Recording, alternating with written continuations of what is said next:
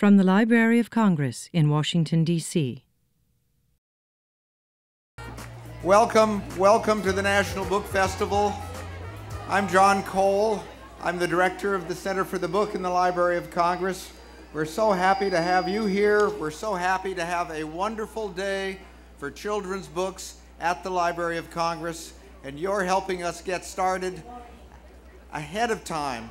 Let's give our crowd, our presenters, a hand of welcome.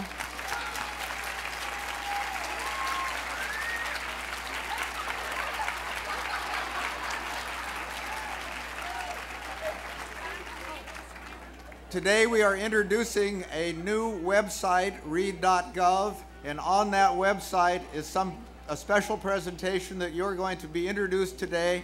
You're going to learn about it. It's called the Exquisite Corpse Advent. It's my pleasure now to turn the Exquisite course. Pardon? Oh, all right. The disclaimer where underneath there. All right, hold it. We're reading a disclaimer as we get started.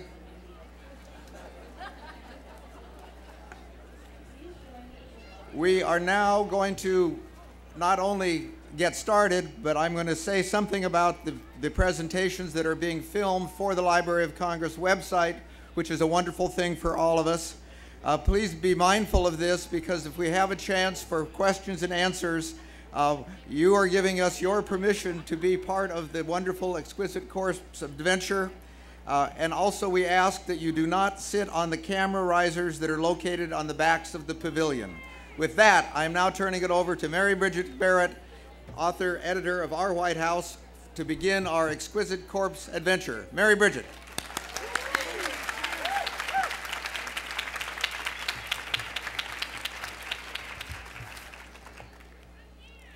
Good morning, Washington. I'm Mary Bridget Barrett. I'm a writer and illustrator and the president of the National Children's Book and Literacy Alliance.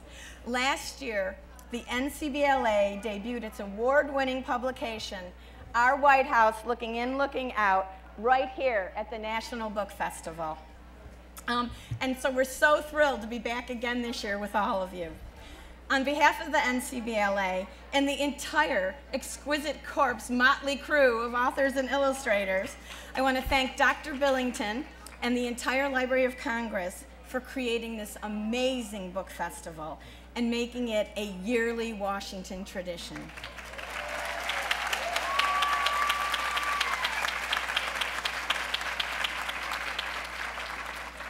And a very special thank you to John Cole and the extraordinary staff of the Center for the Book at the Library of Congress for inviting the NCBLA to be a co-partner in this wonderful Exquisite Corpse adventure.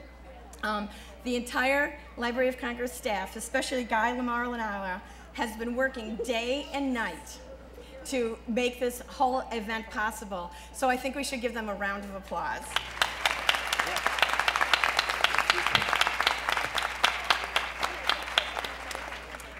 Before we begin, we have some very special guests in the audience that I want to introduce.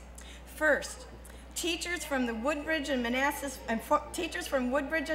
Virginia, organized a field trip here today so that their students could take part in the Exquisite Corpse Adventure. So all the kids from Old Ridge Elementary School, Westgate Elementary School, Goodwin Middle School, and C.D. Hyalton Senior High School, wave your hands so the crowds can see you.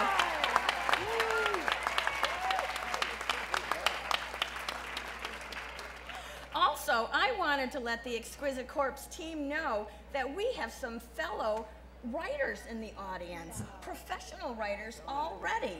So from Time for Kids, reporting on the Exquisite Corpse, is Rebecca Josko from the Arlington Science Focus School at Arlington, Virginia. Rebecca, stand up. Thank you. And also, reporting for the National Education Association and SchoolTube from the Alice Steele Middle School in Washington, D.C., our 8th graders, Karina Poliso and Aiden Parisi. Where are you? Karina and Aiden, are you here today?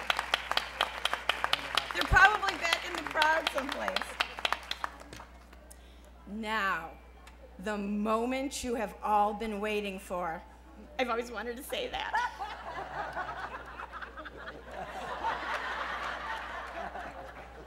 I would like to introduce to you just a few members of the Exquisite Corp's motley crew. First up is the creator of the famous Judy Moody books, Megan McDonald. Right here, ladies and gentlemen.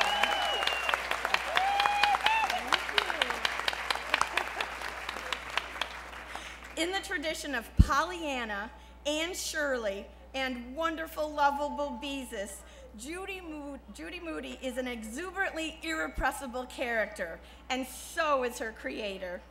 You may not know that Megan has 4 older sisters. She wore hand-me-down clothes for years and endured all those big sisters bossing her around. But she has put all of that experience to good use and in her Enticing Sisters Club books. And you know what? I actually need an assistant for this. So could my talented assistant, John Scieszka, come up and help me? Thank you.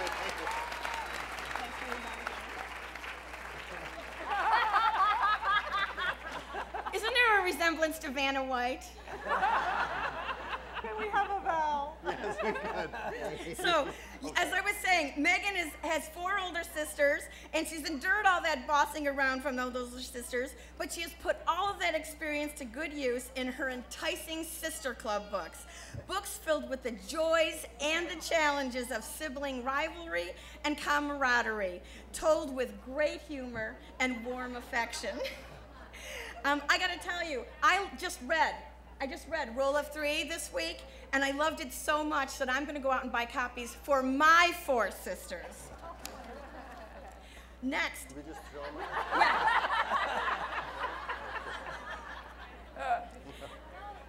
Author and illustrator Stephen Kellogg, along with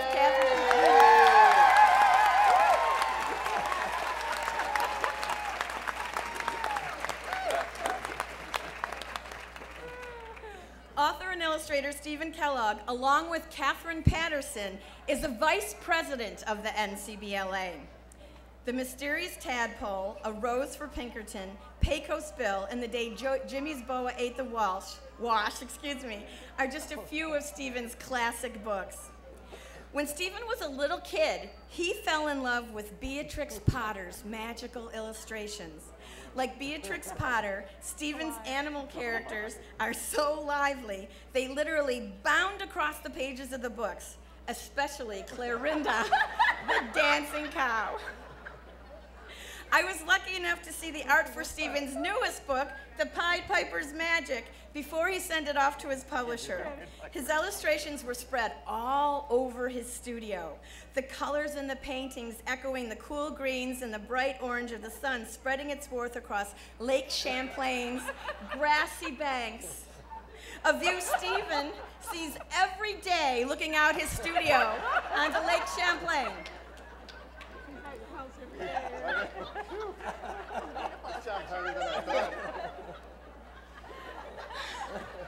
Are you okay? Yeah. Okay. Just I'm having a little trouble keeping up, though. Author of the riveting Bronx Masquerade and the inspiring picture book Barack Obama, Son of Promise, Child of Hope, Nikki Grimes is here.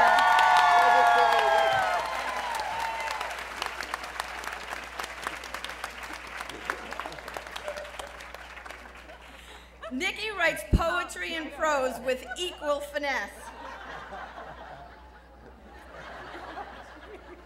And I'm so proud to share with you that Nikki is the newest member of the NCBLA Board of Directors. Wow, there's lots of hot lights back here. Nikki is not only a gifted wordsmith, she's a talented visual artist too.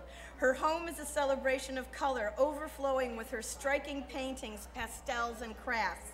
In Nikki's latest book, Make Way for Dyamonde Daniel, Dyamonde is super smart, daring, creative, and clever with just the right dash of sass. A girl with a sense of style who dares to be different. I fell fast for Dyamonde Daniel, and as I got to know her, I could not help but thinking how much Dyamonde reminded me of her creator. Oh, Oh no! man overboard. Thank you so much.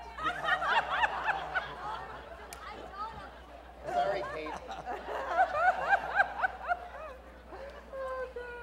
We love books. We love books.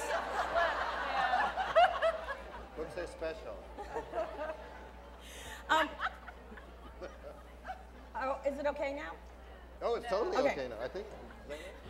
And speaking of girls who have a dash of sass, Megan McDonald and I could really dish about Kate DiCamillo, let me tell you. Oh, yeah. After the show. It's only begun. Last summer in California, in Hollywood, Megan McDonald, Catherine Patterson, and I, and a couple of friends, spent an evening driving around all over Los Angeles with Kate DiCamillo in the car. And Megan, who was the sassiest girlfriend in that van? Oh, yeah, I remember that. Kate. I remember. I forgot. You forgot. Yeah. It was the van that helped me remember. Yeah, that was, I remember that van. you remember Yeah. that van. Yeah. Kate, as you all know, is the gifted author of Because of Winn Dixie and the Tale of Despereaux.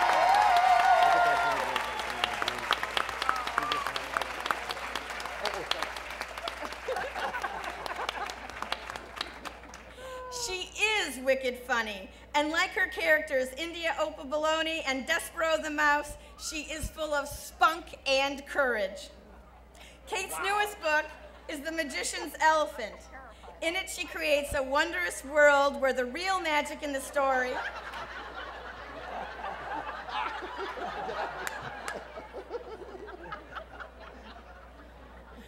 In The Magician's Elephant, Kate creates a wondrous world where the real magic in the story has nothing to do with an elephant crashing out of nowhere through the ceiling of an opera house, falling onto the lap of a noblewoman in the audience.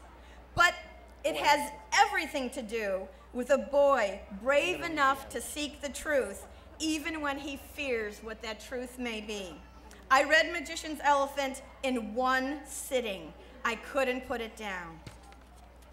And are we surprised? Ta-da! Are we surprised? Not yet. Are we surprised that when she was a kid, Shannon Hale, the author of The Goose Girl and The Princess Academy,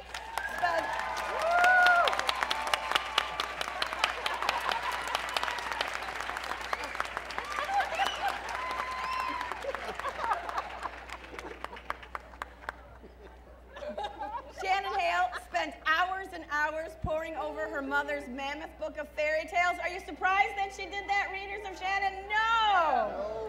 But in many traditional fairy tales, female characters are docile and complacent.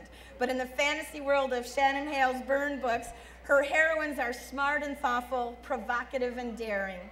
Reading her new book, Forest Born, the writer in me found myself fascinated by Shannon's skill in developing a strong sense of place, as fascinated as I am in her obvious skills in creating intriguing characters. In fairy tales, place and time are often intangible, but in Shannon's skilled hands, the contrast of city and forest reflects the inner conflicts that her heroine, Rin, must address on her journey of self-discovery. I urge you to run out and get Forest Born and read it tonight. Okay.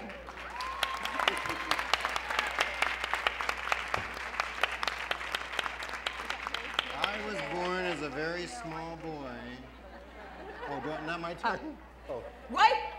Last but not least, I would like to introduce to you the author of The Stinky Cheese Man, Time Warp Trio, and Robot Bot. Oh, nice. Thank you, thank you. You don't have to bow on stage. That's Megan, okay. could you hold it up for John? Oh, I thank You know, you. I was gonna, Don't mess around like that. This is about me now. You've got plenty of time. Can I borrow your medal for the book? No. instead of, Sit down, Nikki. I didn't do that to you when it was your turn. Or maybe I did. Give it back, give it back. I would like to tell you my son Patrick's favorite John Scieszka story. Are you worried? What did you tell him? When Patrick was a little kid, the first NCBL event was down at the main Boston Public Library, the big downtown city building, and it was wonderful. And what we did was we raised money at this event for the children's room at the Boston Public Library. All of the NCBLA authors were on stage, and we invited John Scieszka to join us. And Patrick was just in 2nd grade, and he begged me on a school night to be able to stay up late and come to what was basically an adult presentation about children's literature. So there he is, a 7-year-old. The audience was mostly older kids, college students, and lots of grown-ups.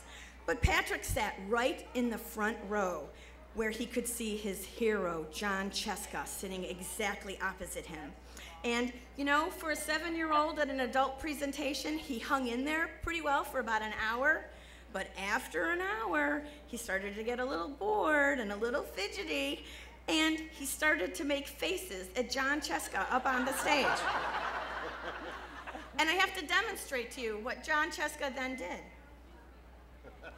John had his tie on, and as watching Patrick out of the corner of his eye, he slowly started to roll up his tie.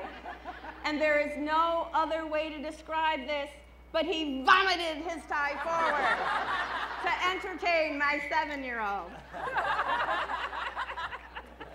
And so when Patrick found out that John Scieszka was selected to be the first children's book ambassador, he knew it was a major league selection.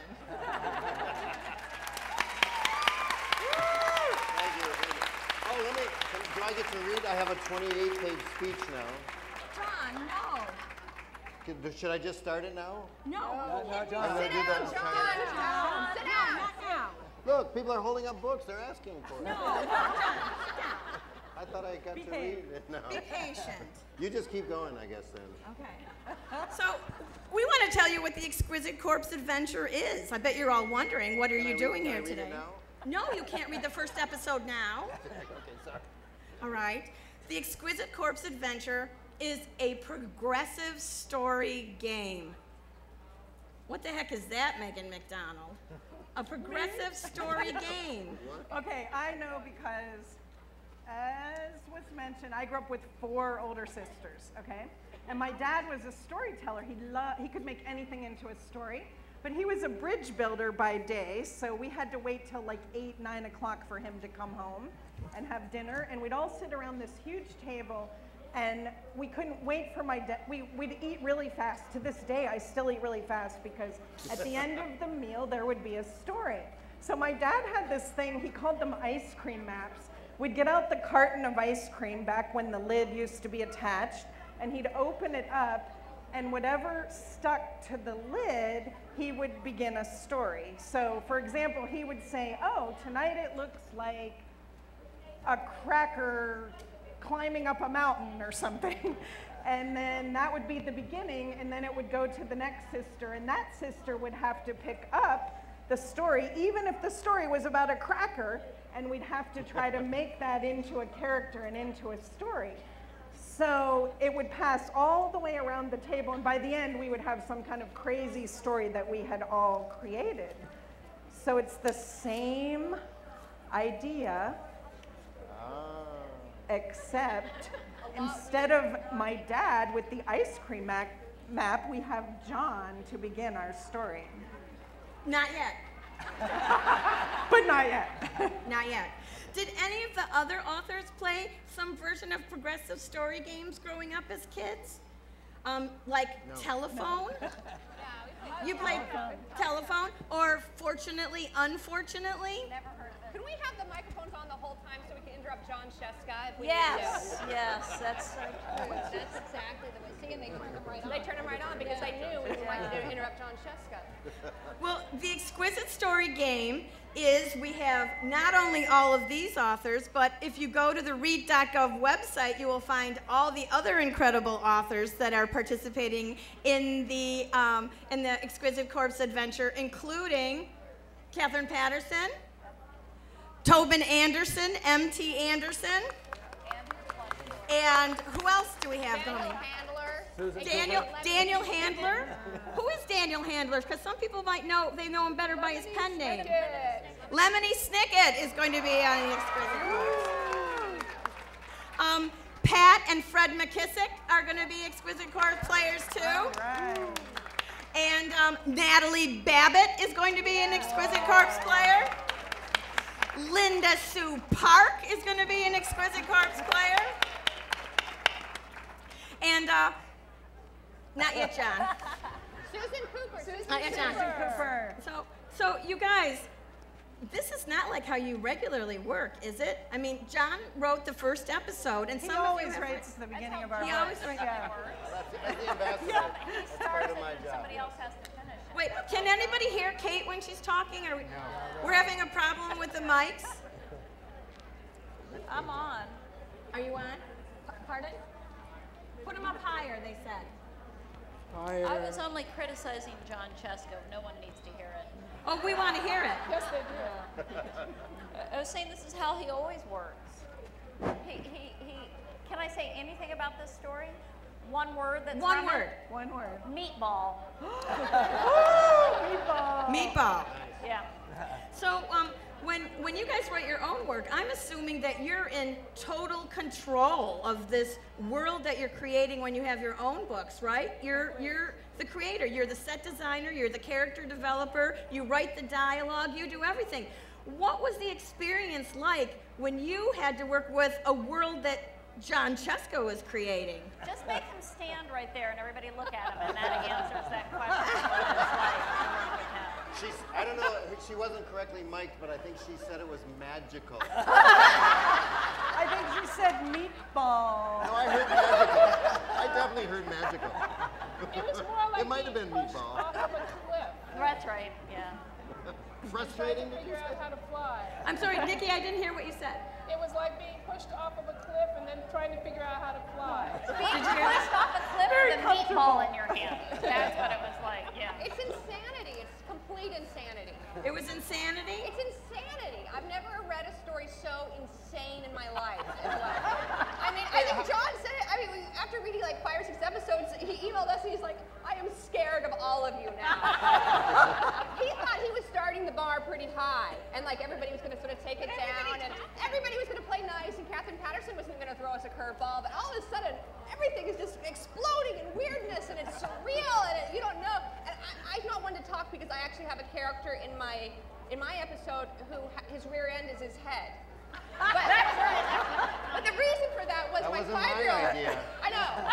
I just hope the illustrators that do the episodes don't choose to do that one. But my 5-year-old was sitting next to me watching me write my episode, and I was trying to entertain him. And so I just wrote that as a joke, and he thought it was so funny. He went in the other room and drew a picture of the guy. And after that, I was like, I have to keep it in. Well, you know, speaking of illustrators, Stephen, a little segue there. Stephen is doing something different with his piece. You're not just writing I'm it? going to illustrate my piece.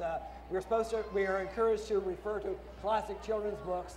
And in Alice in Wonderland, Alice said rather petulantly, what is the use of a book without pictures and conversations? So my part's going to have pictures and conversations and introduce some of the characters. Writer hater. And I'm going to draw a bum head. I can't wait. Here's your model, right there. Oh, He did a sphincter face. That's what he was doing. And Shocking. no, John, not yet. You should know that there are illustrators for the Exquisite Corpse too. In fact, do we have the posters here today, or can they find them out all along the Library of Congress? They're back here. Could we hold one up? Is there some way we can get one up here to hold up? Yes. The Exquisite Corpse. Can you get it, John? Make sure you don't leave the festival today without the brand new Exquisite Corpse Adventure poster. And Illustrator Chris Van Dusen did that incredible illustration for us for the very first episode. And the other illustrators are Caleb Brown, James Ransom, and Timothy Basil Airing. And Stephen, could you let us in on how the illustrators are doing the story? This is going to be really interesting because the illustrators don't get to see each other's work. So the heroes in the story are going to be interpreted differently by each one of the 4 illustrators. And so it'll be fun to see if you guys as the readers and the viewers can keep track of who the identities are as they change from incident to incident. Oh, that's going to be crazy. Oh. Should I do it? No, not yet, John. How about if we practice? Could you all practice? No, not yet, John. Everybody together? No, not yet, John. Okay, thank you. My Catholic school upbringing. You know, one of the things that I would like to get a little bit serious for a moment, just a little serious, because here we are at the Library of Congress, a place that celebrates books for our whole country, and all around our nation right now, our libraries are in dire need of all of our support. I live in Franklin, Massachusetts. Yes, that is worth a round of applause. I live in Franklin, Massachusetts. We have 5 elementary schools, 3 middle schools, and 1 high school. And this year, in September, our kids came back to school with no school librarian anywhere in our school system. And there are worst case scenarios all around the country. So I would love each of the authors, if they could, to share with us what libraries meant for them as a kid growing up and why we need to support them every single second. Kate! Libraries saved me. Can you hear Kate again? Yeah, that's it. Libraries, what, Kate? She was falling off a cliff, and a And library walked actually over walked there over and put a hand out and pulled her back up. It was Super Lawyer amazing. Library, Claremont, Florida, saved me. So there Wow. Anybody else? Your library growing up, what did that mean to you? I didn't have a library, but we had a big green truck, the bookmobile. You had a bookmobile. That came to our little shopping center near our house.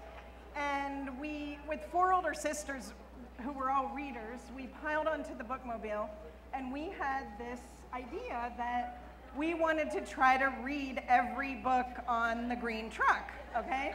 Well, I didn't know until I grew up and became a librarian, they changed the books every week. So we were never going to read all the books on the truck, but we did try. Anybody else? Nikki? Well, the library was my safe place. I mean, I lived in neighborhoods, some that were virtual, war zones, and the library was my safe place, and books, reading and writing, my survival tool. So I can't imagine my life without libraries.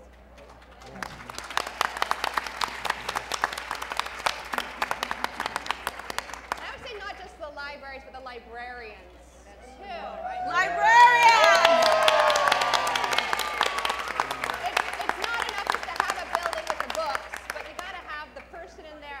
My school, my elementary school librarian, she's the one that put Cynthia Voigt into my hands and Robert McKinney into my hands, and those books, they did save me. They absolutely did, and I wouldn't have had that contact with the librarian. Without a librarian, there's no one there to keep reminding everybody how important it is, bringing the kids in, educating the teachers. Oh my goodness gracious. Children's books would not be what they are without librarians to keep us honest.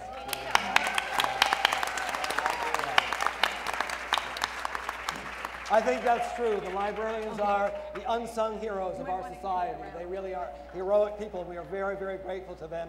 And the libraries, too. When I was a little boy, I used to do odd jobs around the neighborhood to make money to buy books for myself. And it would take me about 3 weeks to make $1 that I could, after school, take home to buy a book. I go into the library, and I felt so rich, because the library was my mansion, and all the books were mine during the time that I was there. And all of us are wealthy, because we all own the libraries, and the library collections belong to all of us.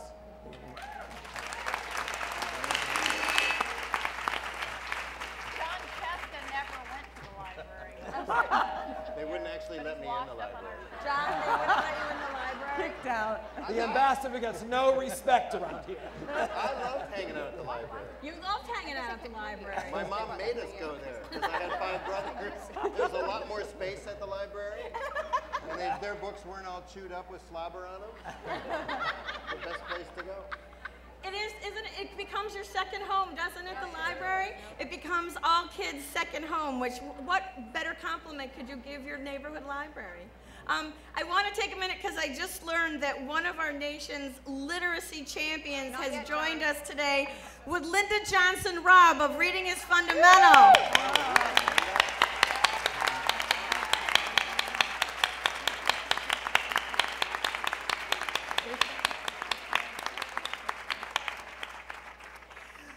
One of the things we ask you is when you go home to become a literacy and library advocate in your own town. If you don't know what's going on in your school and public libraries, please find out and take your responsibility as a citizen seriously and do what you can to keep our libraries in schools and in your public library open for all kids as often as we can keep those doors open.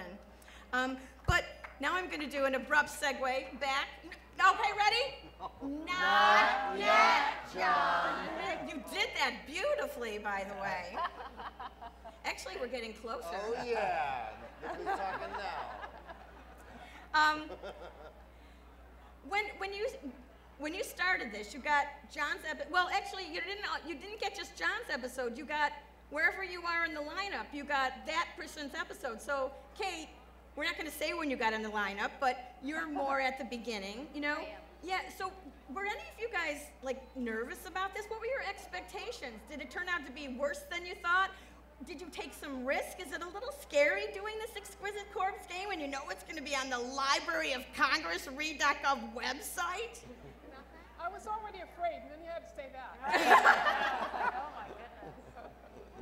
Or did it turn out to be more fun than you thought it was? I mean, what did you feel about it from the beginning and then when you actually did it? Should I use that? Can y'all hear me? Yeah, I can't hear me either. Oh, there I am. Okay. Oh, yeah. Writing is always terrifying, but when it involves John Scieszka, it's triply terrifying. But so I went into it a little bit nervous, thinking, how are we going to keep all those meatballs up in the air? But it's actually, it's a great deal of fun, and it reminds you of what you love about writing, which is the play element of it, and to play with a bunch of people who also love to play. It's just become this exuberant, wonderful thing. So I'm not afraid anymore of the story. I am still afraid of John Scieszka. Well, you know, I like that you brought up the word play because Tobin, M.T. Anderson, called me yesterday to say hi to everybody and to wish his fellow Motley Crue members good luck today. But he said that when that he kind of feels like it's a group of friends playing the old game of hot potato with each other, passing the hot potato from one author basically to the writer. Scieszka's the hot potato. Scieszka's the hot potato. That's flirting. Oh, I thought it was time. Now it's time. Now. Hello, hello. Hello. Now it's time. Now, guys, Not yet, John. Look, a couple more minutes. All right. You know, one of the things that I found in reading all your books was you have brave characters. You know, that they dare to be different. They dare to disturb the universe. And I was wondering, you know, everybody thinks of, you know, heroes as being these Herculean people that, you know, go out and climb mountains and slay dragons and everything, and they don't necessarily think of artists and authors as heroes sometimes. But don't you have to be really brave to be a writer? Do you feel brave? I mean, do you feel like you're taking a risk writing? I feel like I'm taking a risk just because I decided to wear white socks today. I didn't think about it until I was on the stage on this stool and I realized, I don't know if it's brave or ill-conceived. I got dressed in the dark and I'm going to call it brave, though. Brave and ill-advised. So, no, you know, this kind of thing I don't think was necessarily, it was like play. Writing this is more like play than anything else. But I think you do have to be brave because as a writer, you're kind of going tearing open, you know, yourself and showing it to everyone. And What if they don't like it? What if they reject me? What if they write really nasty things on Goodreads? Which I'm sure none of you would ever do, right? It is scary, but I don't think it's that brave because I don't feel like I have a choice. I have to be a writer. Do all of you feel like that? About the white socks, anyway. Yes. It can be scary at first, and then when you begin, then you kind of get lost in it, and then it's really fun. Well, that's interesting. You get lost in the process of writing. You create a world. Do you live in that world? Is it hard to do you transition in and how do you do that? How do you live in two worlds at one time? We all have this great thing called the imagination, and the imagination pulls us away from our boring lives and let us do all kinds of exciting things and wonderful things and be heroes and be giants and be angels, and you can write that and illustrate that, and you are that character for that period of time, and that is really wonderful. Well, I love also just the discovery of writing, because just as readers discover new characters, I'm discovering the character myself. Some of them come to me, full blown and sort of introduce themselves. And so when people ask me, how do you create your characters? I can't even assume responsibility for some of them. They just sort of show up and say, here I am, write about me. And I'm like, okay.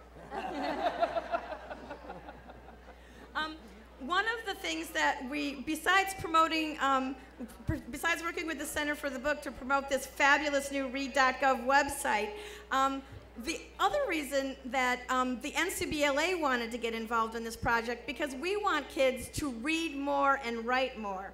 And with that in mind, the NCBLA on its home website, and you can link to it from the Library of Congress website, is developing a whole Exquisite Corpse Adventure section on our website where parents and teachers and librarians will not only find a whole history of progressive stories with all kinds of ideas, but every single episode we are going to have for you discussion questions, lesson plans, art appreciation for the illustrators, and activities that you can do based on all of the writing that the Exquisite Corpse authors are going to be doing.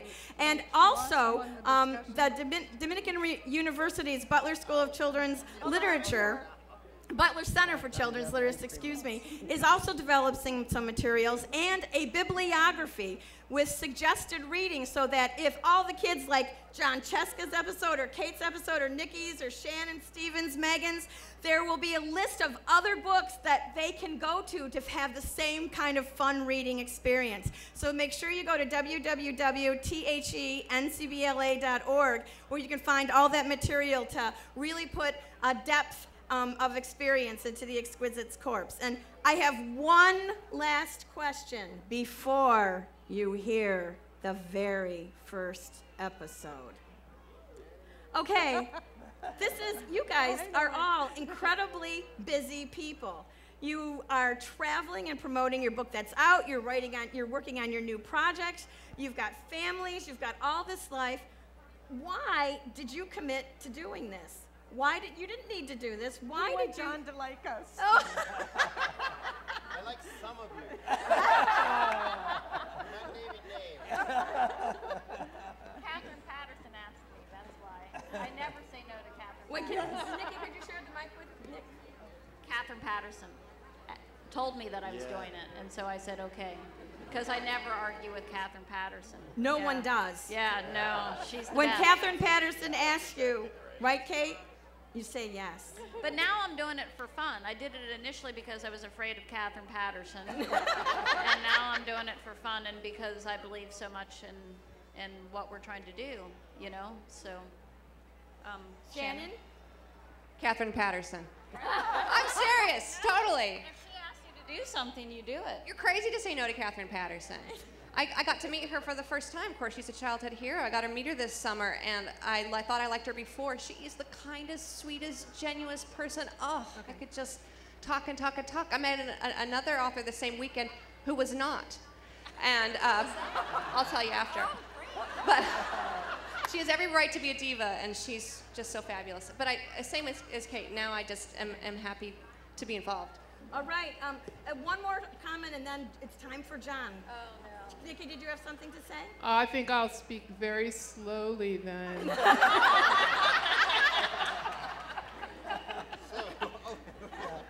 No, it's just so important to encourage reading. If we aren't a literate society, our democracy is going to fall apart. It's as simple as that.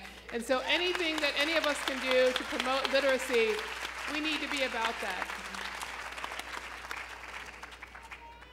Okay. Round of applause for the first episode of the Exquisite Corpse Adventure.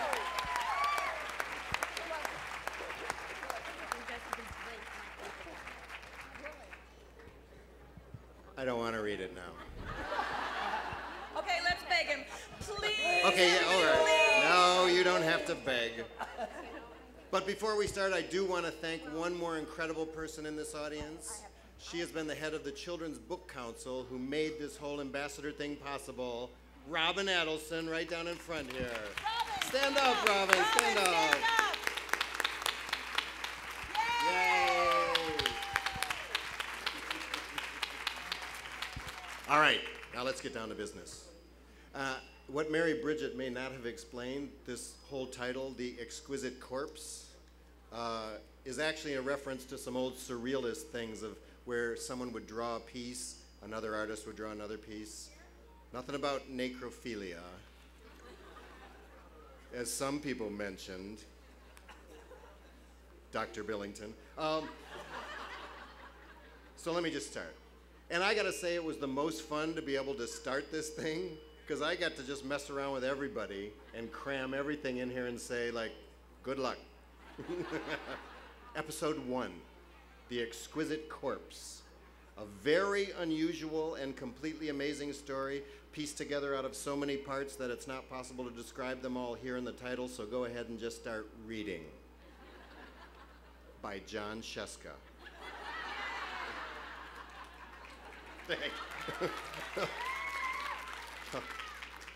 This story starts with a train rushing through the night. The full moon lights the rails, winding around dark mountains, through deep woods and over steep gorges of jagged rock and one freezing cold rushing black mountain river. I wish there was enough time to describe all the funny parts and the touching parts, the twists and turns, especially the elephant clown party. But there isn't enough time, because there's a ticking clock, and the two passengers we care most about don't know anything about it. They're in a sleeping berth in the third car from the end of the train.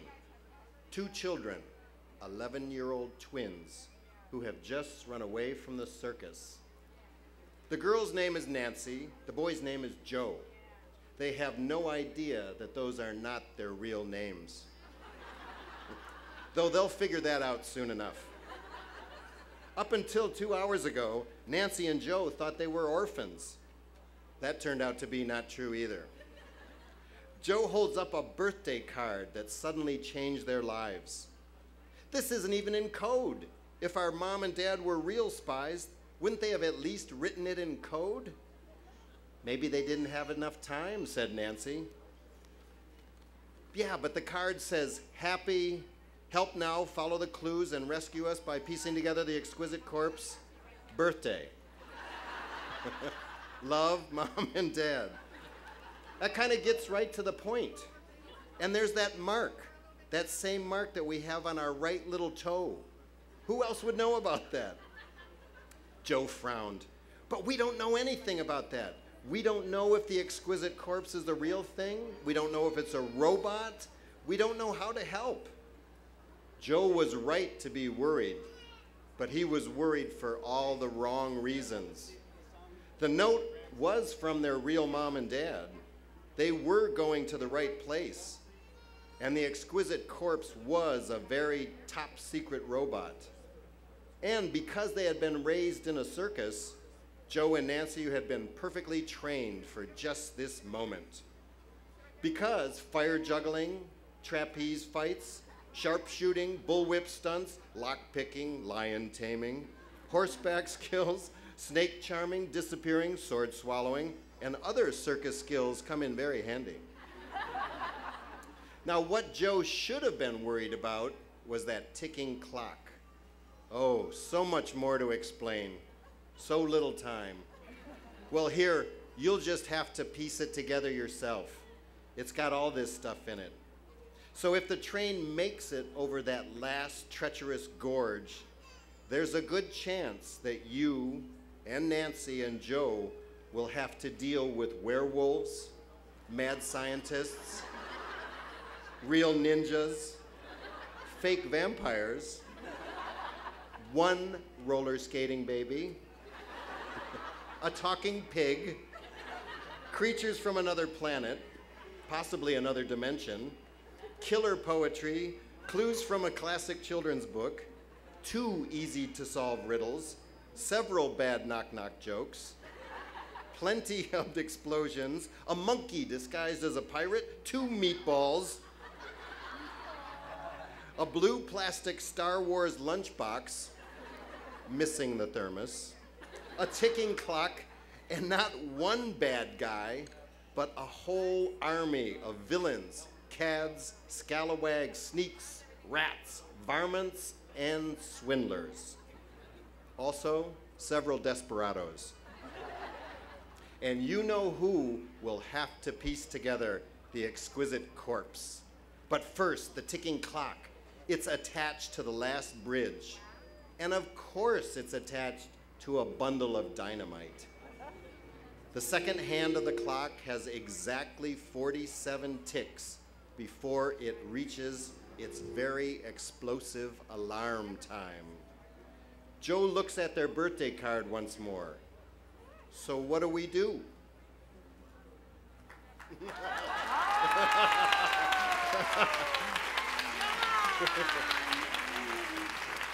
We don't know. John! Yes? Where could we, if somebody wants to share this Exquisite Corpse adventure, where can they go to read it now? Today? I don't know. Oh, yes, I do. To read.gov. To read.gov. So spread the word. And then, John, what happens 2 weeks from now? Who is the person that is picking up the story where you left off? I don't know. You don't know? Should I know? You should know, John. Can I tell him? Yes! It's Kate DiCamillo. No, John! Oh, no, it's not. It's not Kate DiCamillo. It's Catherine Patterson. It's Catherine Patterson. The evil Catherine Patterson. Oh, she scared me. She scared Kate, too. Now, we would like everybody to go through, because I've asked them to give little bits of teasers, because the Exquisite Corpse Adventure, the episodes change every 2 weeks on read.gov.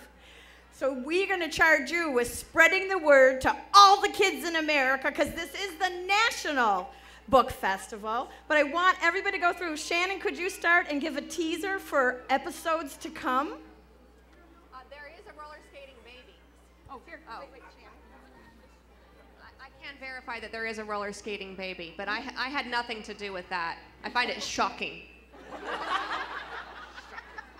And we haven't gotten the vampires yet, but almost everything else that John tossed out there, unbelievable but true, we have used in a story. Not because we wanted to, but just because we wanted to prove a point to him. So I think we've used almost everything. Nancy was none too fond of thunder. It had something to do with her being shot out of a cannon one time too many as a young child. Fortunately, Nancy had no inkling of the coming storm.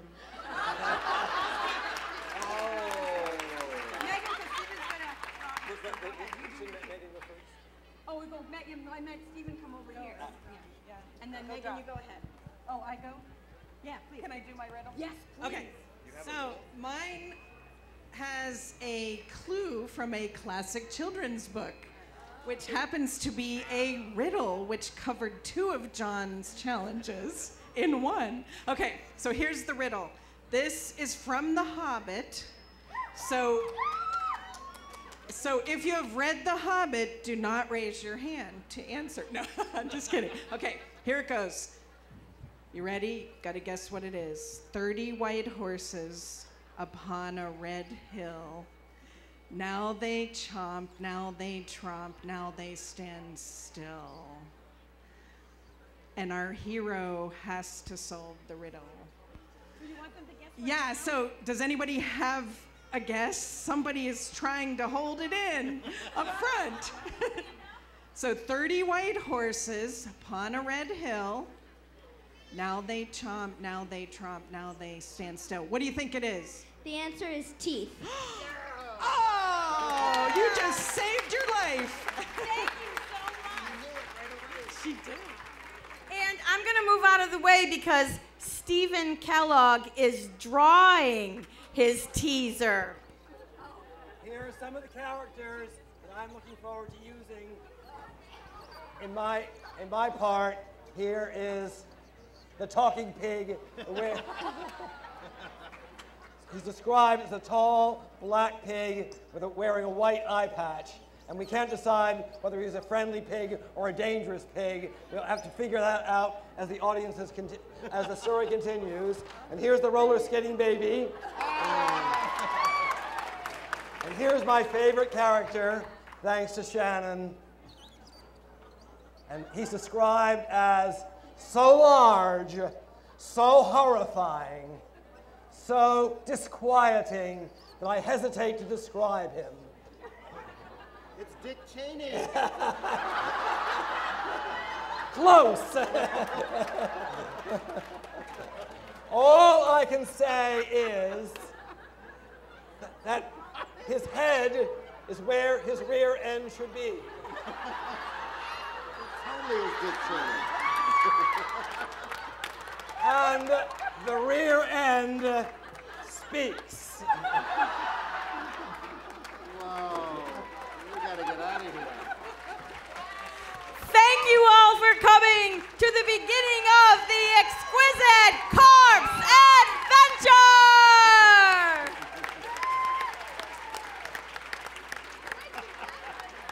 That is stunning. And frightening all over the wall.